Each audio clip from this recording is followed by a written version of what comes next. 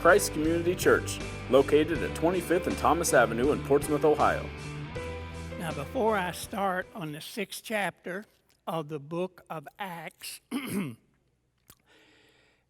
I want to talk to you just a second. My first wife and I spent a week in Mexico, and when I got back, I got sick. Not bad, just enough to be nasty. Had a urinary tract infection. I don't know whoever came up with that, but they ought to be shot. That is, my temperature went to about 101, so I called a friend of mine that I'd married back some time ago, and you have to talk to he's a doctor, and you have to talk to a doctor that you have leverage over, because I could cancel his marriage certificate if he didn't, And so he got me in the hospital emergency room up in Ashland at King's Daughters. And while they were there, he had them to do a belly scan. And the belly scan showed that I had a wonderful, wonderful package of gallstones. Now, they weren't bothering me much, but they have to be vacuumed out of there one of these days. And they also told me I had a stone in the bladder about the size of a golf ball that is going to have to be busted up one of these days. And anyway, it was a wonderful, wonderful thing. You found out that you're dying and you don't know it. But anyhow, for those of you who are, say, 60 or maybe even younger and older, listen to me, because a lot of the problems that I have, I created out of stupidity. And the stupid thing was, because I've been told time and time again, listened to it, is a urinary tract infection would probably never have been there had I drunk enough water on a daily basis, as I should to start with. And enough fluids. My mouth was dry and everything else was dry and da-da-da-da-da-da-da-da. And I come to find out that this is common among us older idiots, that you need to pay attention to that. Drink enough fluids, it'll keep you out of the hospital. And I was too dumb to practice my own preaching, really, is what it boiled down to. But I want you older folks, now the reason I look after the older folks and I care about you a lot is you got more money than the younger ones. And so we have to look about that. Now, with that, and so I'll be going into the hospital one of these days to get that taken care of. They'll vacuum those stones out of there and get all that taken care of. Other than that, I'm a prime example of physical perfection. And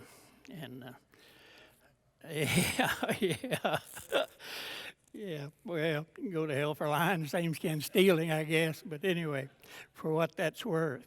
Now, I hope you're in the 6th chapter here of the book of Acts. Now, before I start, this is critical. Get this in your head, because all of this preaching we're doing from the book of Acts will not make a really lot of sense as it should unless you remember it is a continuation of a previous book called the book of Luke. But the simplest way to deal with this is to remember at the conclusion, the most straightforward passage, at the conclusion of the book of Matthew, Jesus calls together his apostles. And in the text itself, it just uses the word disciple.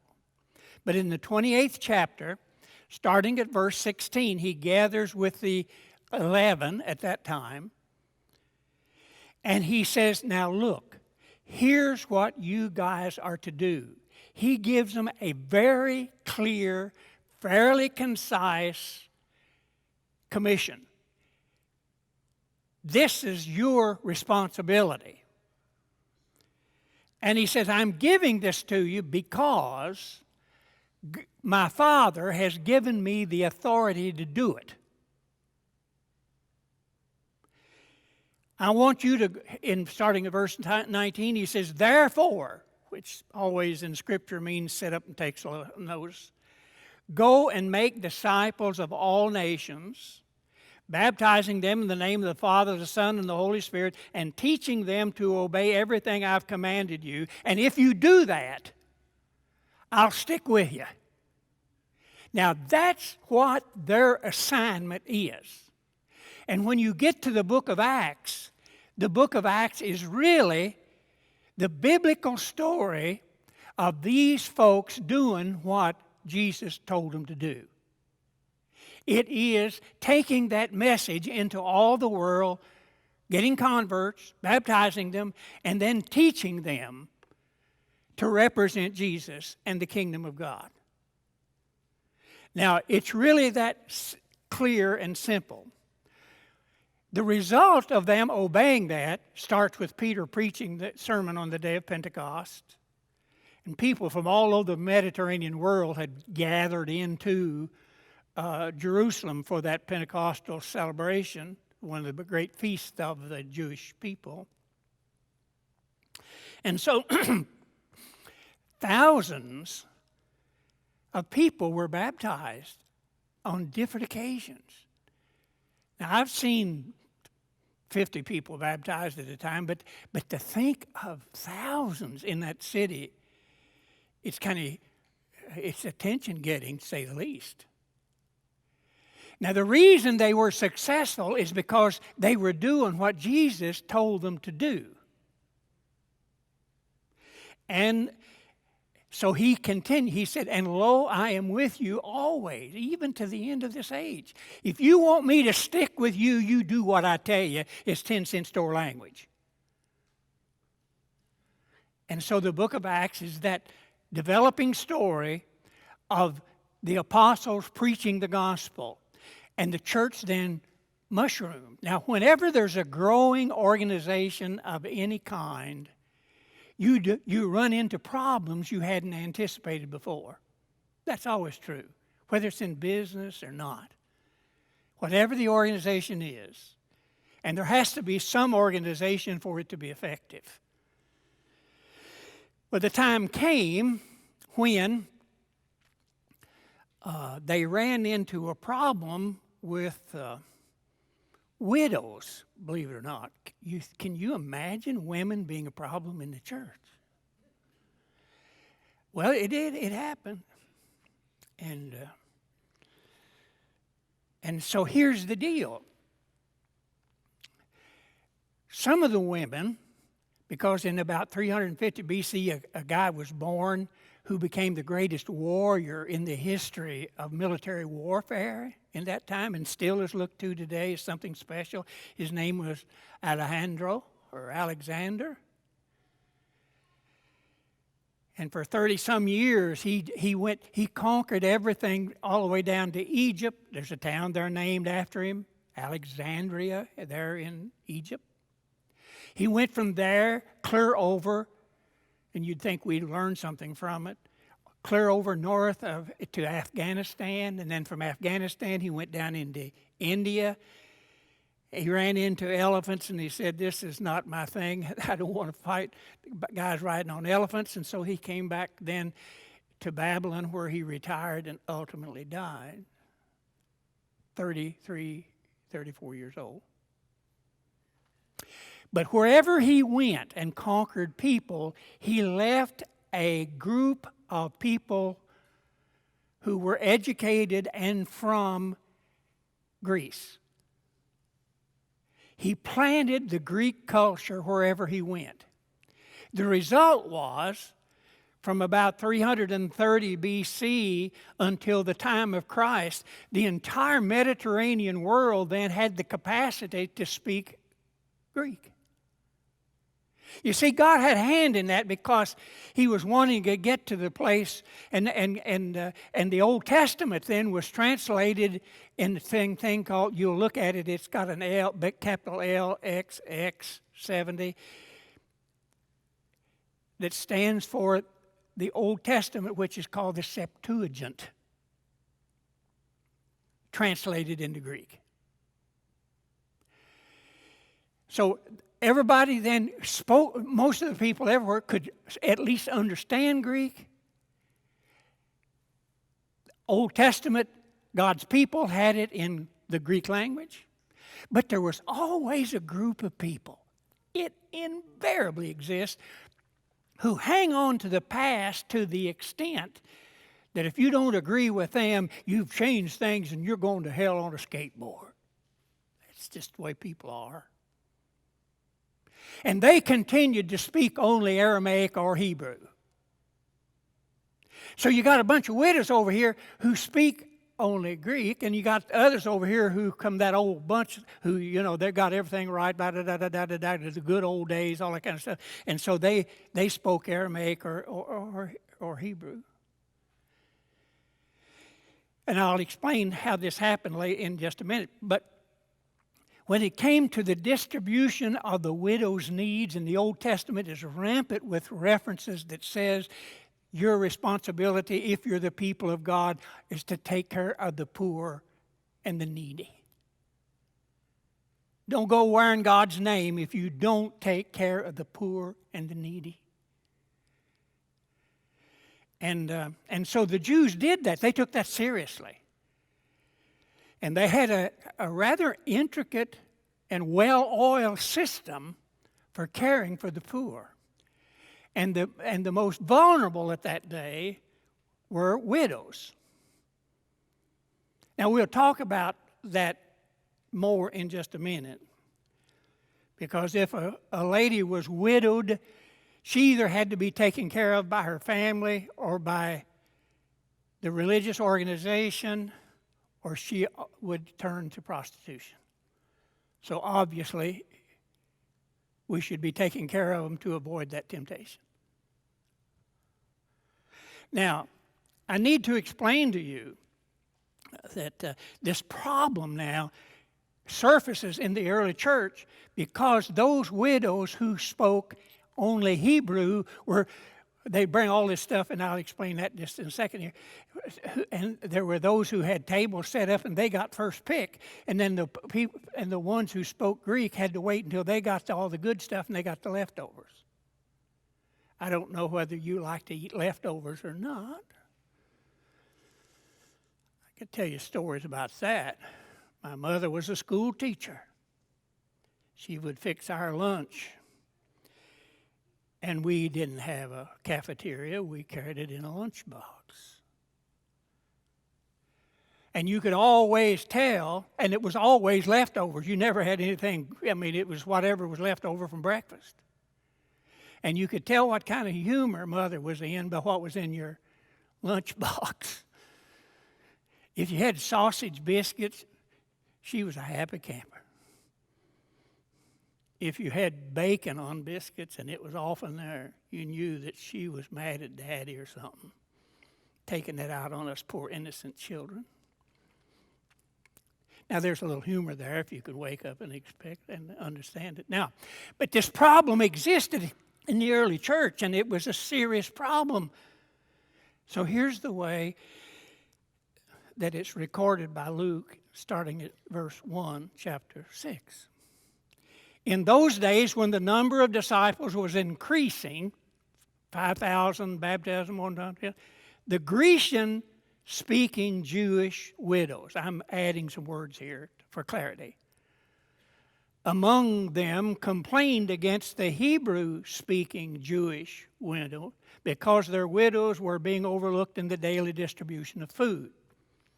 So the 12, meaning the apostles, these were the people that are referred to back in Matthew 28, where he said, this is your singular responsibility. Don't let anybody detract you from it.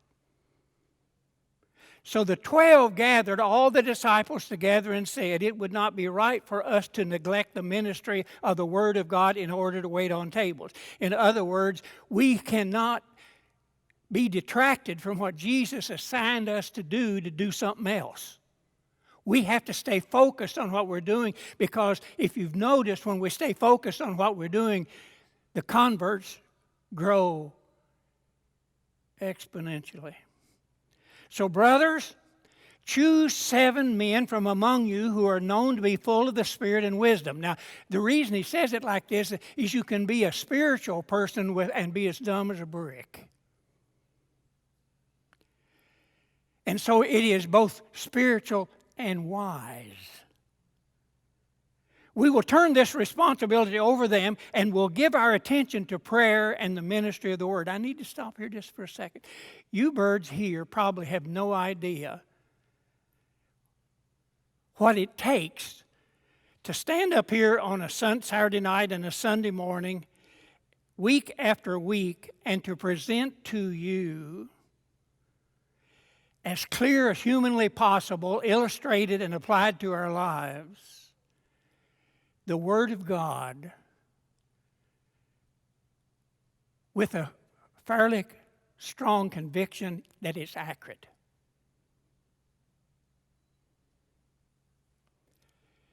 Because so many of our preachers today go out and get on the internet to sermons.com, print them out a sermon, look at it, get into the pulpit and preach it. I'll tell you without fear of contradiction from anybody that both for Matthew and I, there's seldom ever a sermon that comes across to you out of this platform that hasn't had probably anywhere from 24 to 32 hours of preparation. That added to the fact that through college education and study, we can read the language, that Greek language we're talking about. Matthew's been having great fun with it, working on his PhD. So you study it in the original language, then you do research to see that it's historically accurate and put it in that package, and then you make the necessary time to apply it to our lives today, and you do that through prayer mostly.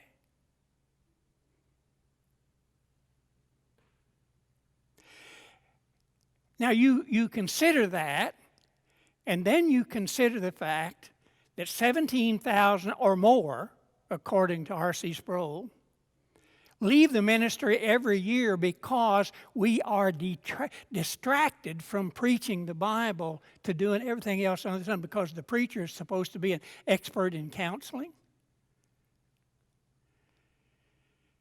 And to be honest with you, got a minor in psychology, all that other stuff, a lot of experience. When the church first started, I actually got in trouble with my first wife over that. I was counseling. She finally got me by the nape of the neck and the seat of the pants and said, "Hey, look, buddy, I don't mind God being first in your life, but I'm to be number 2. And what she was saying is I wasn't giving her the time and the attention that was that she thought she required. I thought I was doing fine. I think I was wrong. And so the result is, you're supposed to know all of this stuff. And maybe you know just enough to be dangerous, but you can't say to some couple fighting, well, go see a shrink. And even though sometimes that's the right thing to do. There are churches. I have a friend who's retired now. He sent a thing up here for our 50th anniversary, bragged on me to the extent that I looked to see if he's really talking about me. Bob Russell, he started in a little church in Louisville, 120 people on a Sunday morning. It was a church plant by South Louisville Church. When he retired, they were averaging 25,000. They have 7 different campuses working on more. They have a $120 million campus paid for. I just want to be on their missionary dole, but they haven't done that. But Bob and I are good friends, have been for some time. And we have met with a few other preachers discussing what can we possibly do to get more pulpit preachers, because those 7, they not only have the at Blankenberger where the big church is, they've got these 7 other, whatever they call them, congregations scattered all over Louisville, one in E-Town. And you know why they do that? They can't find preachers. Megan just got back from Southern Illinois, and the church where she was speaking there, I think, has 11 or 12, and they're working on more of those campuses scattered around, and they get it all through a CD and on an overhead because they can't find a preacher.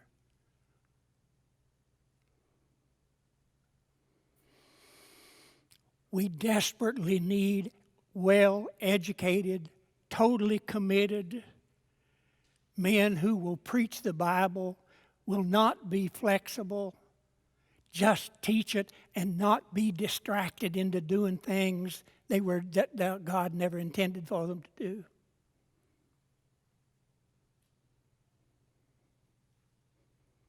It's a crisis for the church.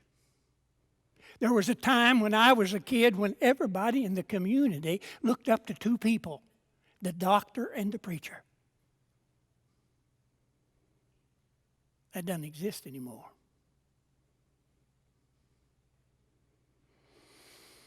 Now then, let's get back to the text. We've got all these widows in need, and here's a little history for you. You don't need to write it down, but you do need to know it. Because the Old Testament had emphasized so strongly the need for caring for the needy. This system was developed over a period of time in the synagogue system of the Bible. Now, what is the synagogue system? The synagogue system was where all over the country they had to have a school.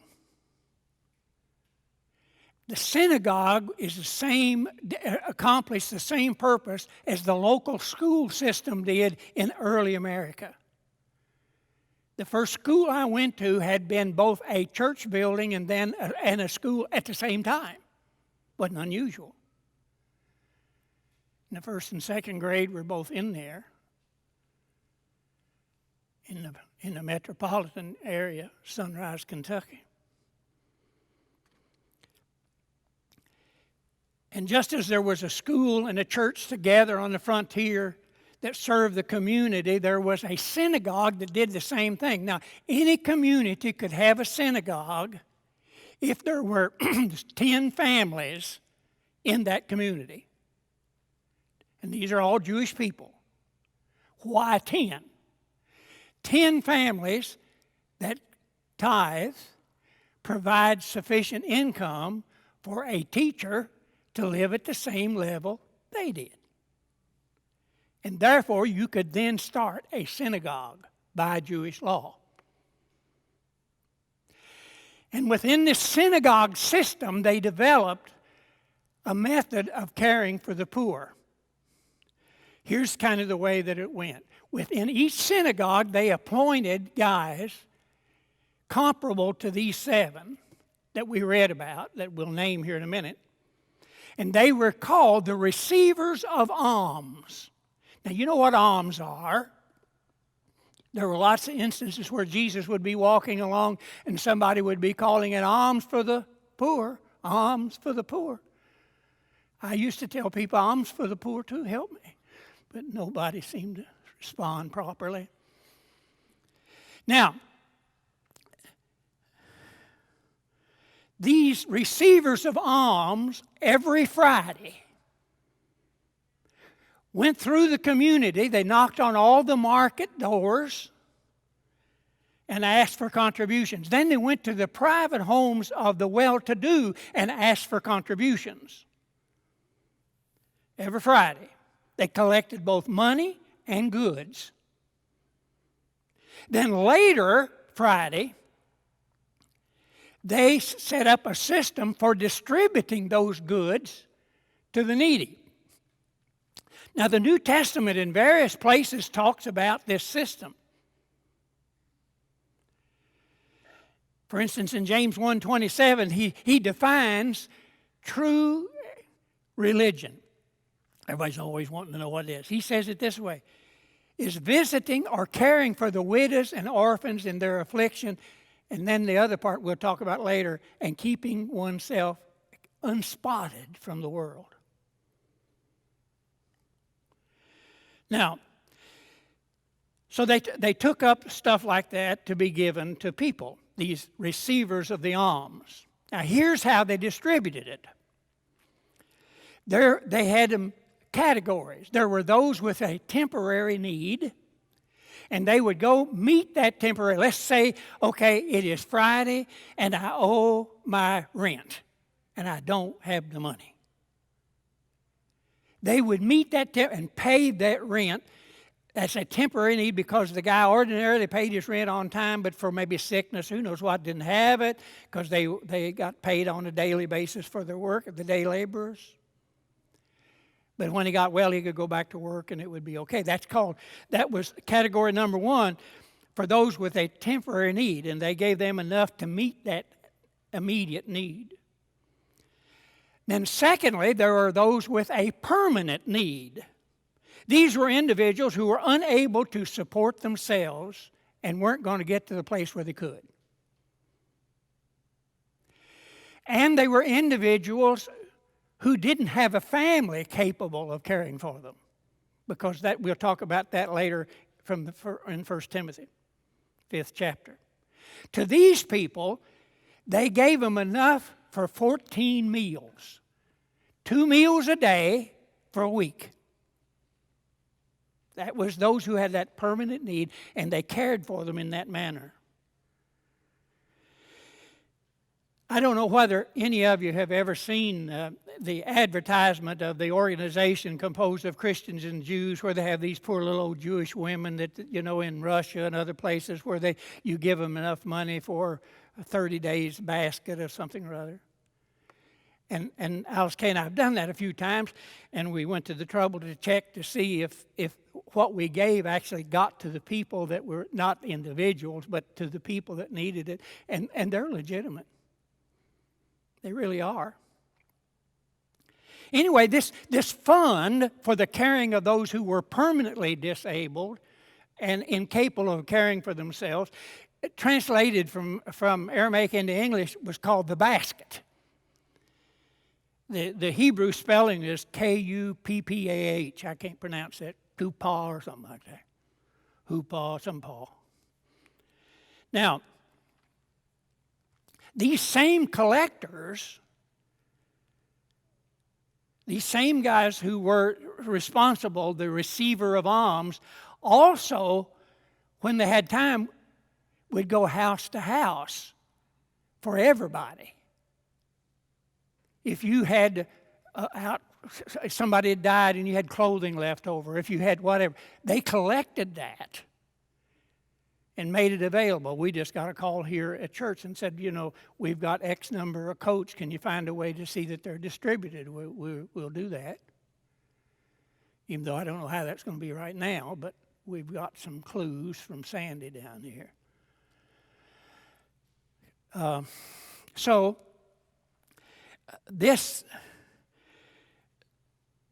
There are individuals who had, for unexpected reasons, had a depressing need that day.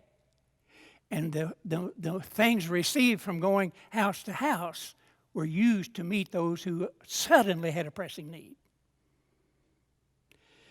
And the distribution of those that they picked up from house to house was, for whatever reason, was called the tray, Tray. Now, the fancy Hebrew word is Tamhui. You call it whatever you want to. Now, what the early church did, being all Jewish, is they adopted the system that the synagogue had used and brought it into the church.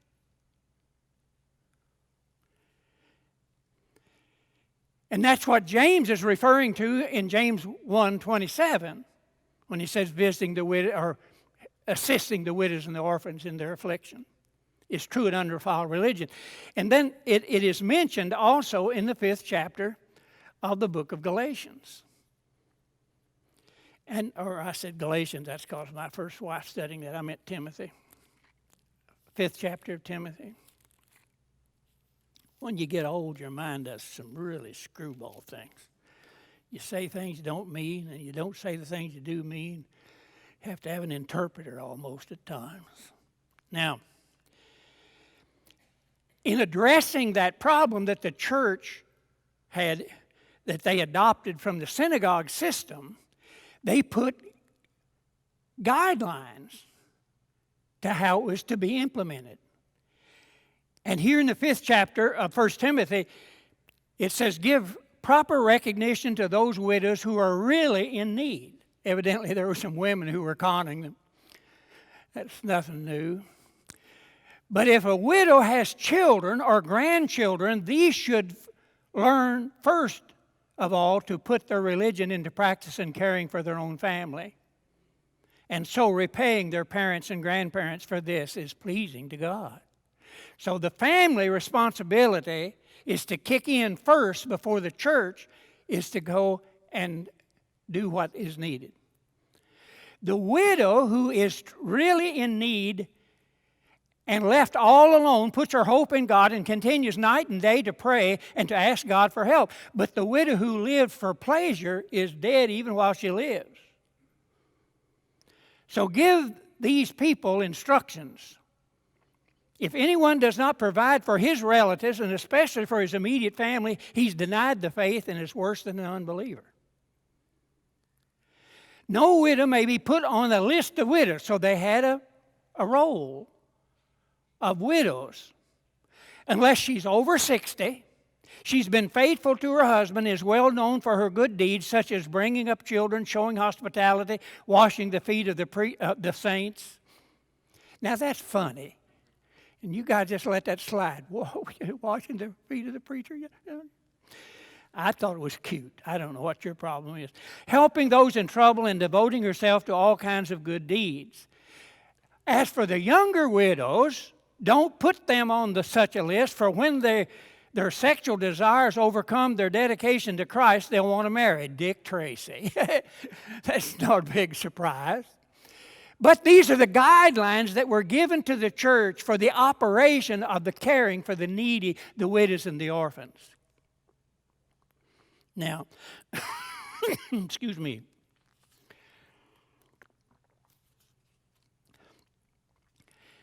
So the apostle said, we can't get involved in this. It's all-consuming, and it distracts us from our responsibility that Jesus has given us of preaching the gospel, baptizing, making disciples. We cannot be drug away from that. And we won't be. So select these 7 guys and give them the job. And then support them. So here's the way it says it. The proposal to select these 7 pleased the whole group, and they chose Stephen, a man full of faith and the Holy Spirit, and Philip. Both of these are named first because they're going to be mentioned again as evangelists here in the book of Acts. There's Prochorus, Nicanor, Timon, Parmenius, and Nicholas from Alexander, a convert to Judaism. They presented these men to the apostles, who prayed, laid hands on them. And so when they did it this way, and they refused to be distracted from preaching the gospel, it says in verse 7, so the word of God spread, and the number of disciples in Jerusalem increased rapidly, and a large number of even priests became obedient to the faith. This brought up something that happened to Alice Kay and me a few years ago that I found to be very interesting.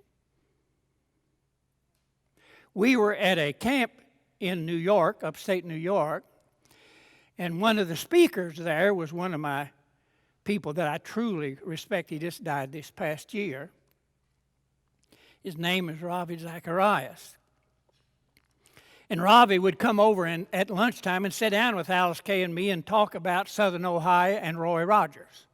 He was born in India and didn't know much about cowboys and Indians and all that kind of stuff. And so he liked to talk about that even though he lived in Atlanta. And he told me he had been in Egypt for like 6 weeks visiting underground churches there, and some not so underground. And he said, here's a strange thing that's happening that nobody's talking about. Now, this has been 3 or 4 years ago. He said, a number of Muslims are coming to Christ and being baptized. And he said in one meeting, 2 imams, say Muslim local preachers, ran into each other and said, what are you doing here?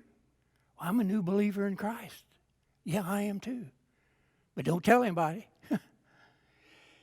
You never think that this happens. But he said, it's exciting to see when the gospel is given by people who have a loving heart and a kind spirit and a presentation that is clear and compelling, the number of people who continue to come to Christ. Well,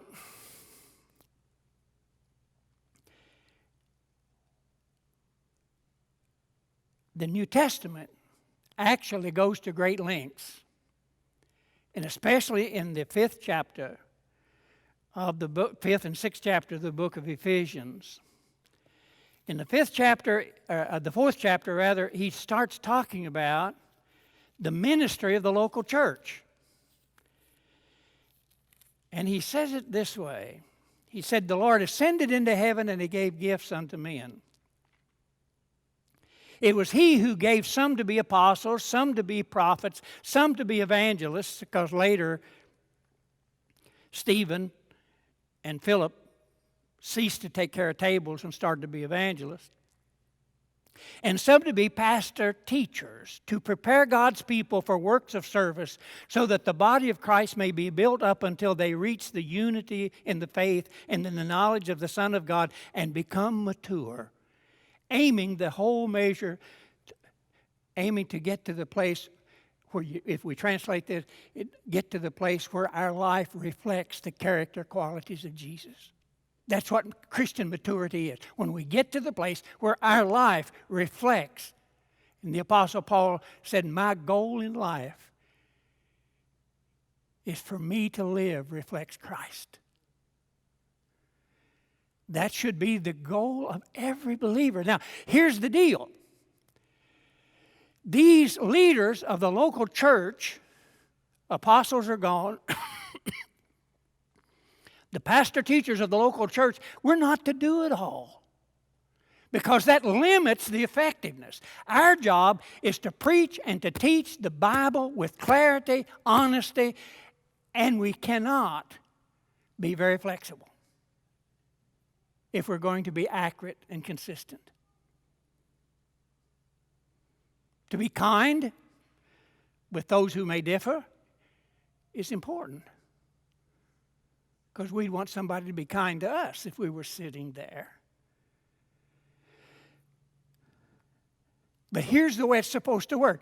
We're supposed to preach and teach to the place where and prepare you in growing maturity to the place where your number one priority is to represent Christ wherever you go, whether it's on the job, whether it's in the home, whether it's the next door neighbor, mowing their grass or doing something, whatever it is. Your primary reason for existing as a person is to represent Christ. If you are a doctor, you're not a doctor who is a Christian, you're a Christian who practices medicine. Excuse me. If you're a school teacher,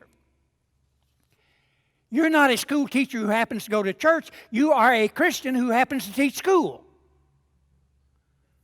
And we do that with everything that we get. And if and when we get to that place, the cause of Christ and the growth of the church will become unbelievable. But Satan is a genius at getting people distracted from their assigned responsibilities. And the apostles were sharp enough not to let that happen. The ministry of today has not been that effective. Now, there's other reasons for that we'll talk about in a second. We're to equip the saints. And the reason we do that is get you to the place where you get the Word of God out of a church building and into the streets and into the offices and into the homes, where a community is saturated with the Word of God that comes as a result of us equipping you to get the job done. Otherwise, it's centered in one person and therefore is very ineffective in penetrating the whole community. There's enough people here today that this whole community could hear about Jesus in this coming week if we did it. But we get sidetracked in so many other things that only have temporary importance.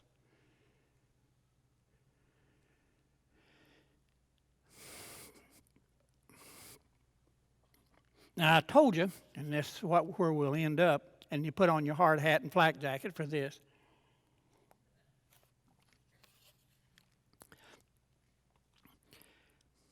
When James wrote in 1:27, the true and undefiled religion, he said it's two things. It's carrying out the program for taking care of the poor, the widows and the orphans in particular. And then he continues, and keeping oneself unspotted from the world. Man, have we flunked that course.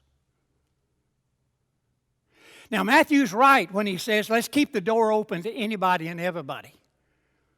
He's right about that. We want everybody to be able to hear the gospel unimpeded. However, we have compromised miserably on what's required of a Christian once they're saved.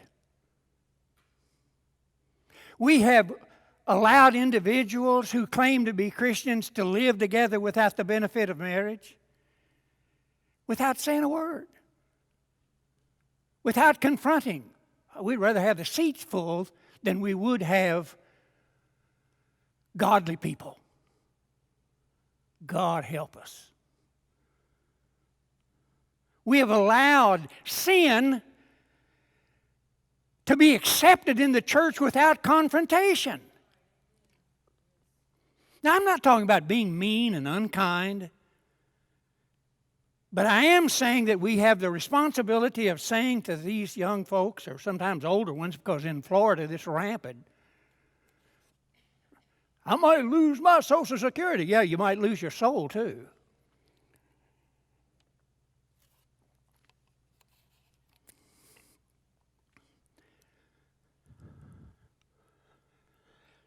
The early church was smashingly effective because they were as concerned about the latter part of James 1:27 as they were the first part. I can prove it. In the 5th chapter of the book of Ephesians, to a church located in a horrible place, the city of Ephesus. Here's what it said about those people who were converted to Christ. Now listen with at least one ear. But among you there must not be even a hint of sexual immorality, or of any kind of impurity, or of greed, because these are improper for God's holy people. I'm reading from the Bible, folks. Nor should there be obscenity, dirty jokes, foolish talk or coarse joking, which are out of place, but rather thanksgiving. For of this you can be sure. Hang on now.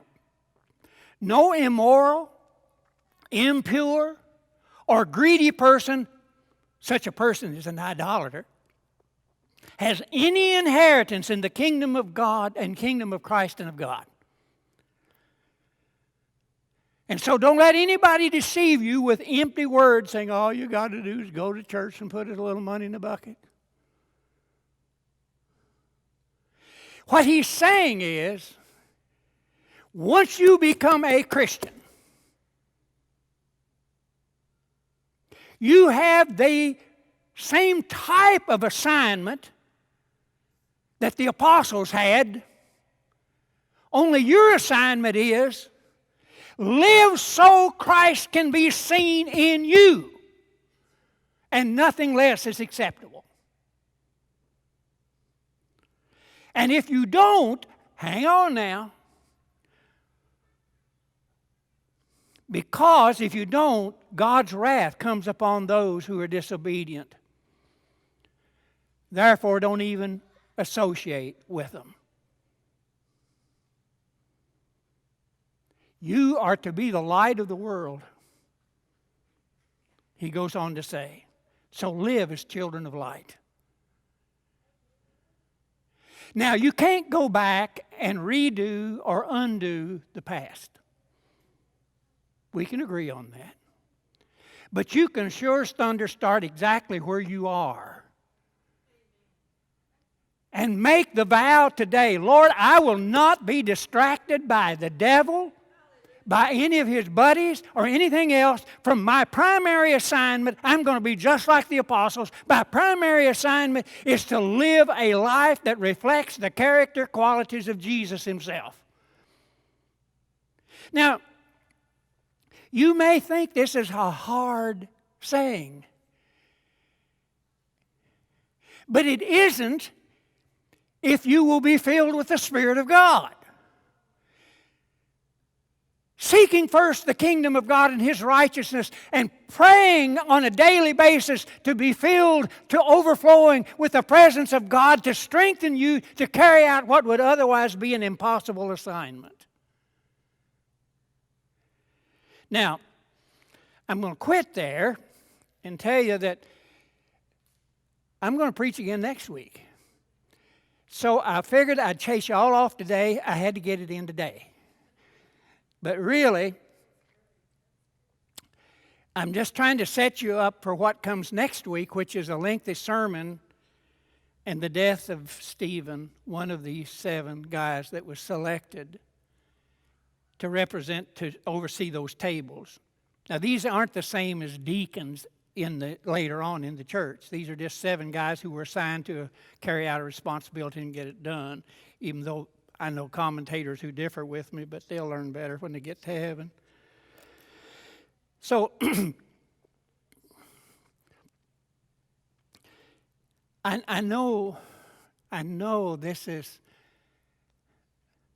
what some would consider to be narrow in thinking, but it really isn't. It's biblical and it's true. And it's presented to you because of one thing in particular. The Old Testament also teaches this, that when we allow our lives to be governed by our sensual, natural, inherited desires that all of us have from time to time, and we allow those to govern our lives, and we get involved in sexual activities and immoral things here, there, and everywhere, here's what happens. Listen carefully.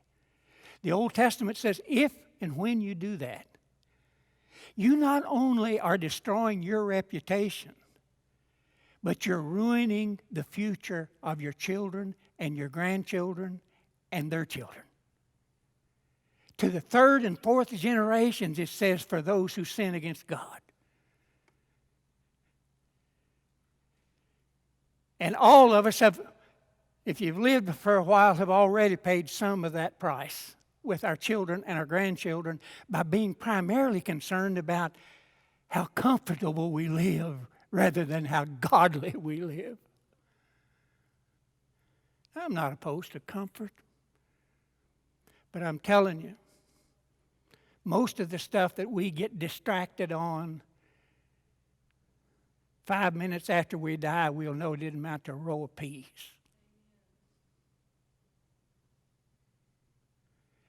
You ruin your children's lives by giving in to the lust of the flesh. You guarantee them some hope when you're filled with the Spirit. I'm for giving them hope. I hope you'll join me. Lord, dismiss us with a sense of your divine presence. Help us, O God, to take seriously the assignment that you've given us. Help us not to be distracted, which is so easy to do, to encourage each other, and at times even to correct each other, to make sure that we walk in paths of righteousness so that we can represent you well, is our prayer in Jesus' name. Amen. God bless you. You're free to go. Christ Community meets on Saturday at 5 p.m. and Sunday at 10:30 a.m. For more information, visit www.christcommunity.net or check out our Facebook page.